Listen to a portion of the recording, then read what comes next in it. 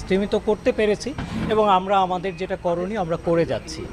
আর হয়তোবা আপনারা বলবেন যে আমাদের হয়তোবা সারাদিনে দুপুরবেলা হয়েছে, তো যেহেতু বিশ্ববিদ্যালয় একটা স্বায়ত্তশাসিত প্রতিষ্ঠান, এখানে আমরা যে কোনো ধরনের আইন শৃঙ্খলা বাহিনী বা যে কোনো শান্তি এই শৃঙ্খলা বাহিনীর কেউই বিশ্ববিদ্যালয় প্রশাসন বা কারো যেটা হচ্ছে ফর্মাল রিকোয়েস্ট ছাড়া আমরা আসতে পারি না।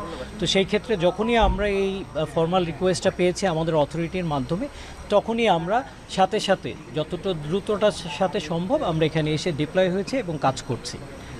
গ্রামে আপনাদের এটি কিছুটা স্বাভাবিক, বাট একটু থমথমে আছে। আমরা চেষ্টা করছি যতটুকু স্বাভাবিক পরিস্থিতি যত তাড়াতাড়ি সম্ভব দুই জায়গার মধ্যে নিয়ে আসার জন্য। আমাদের টিমও আছে।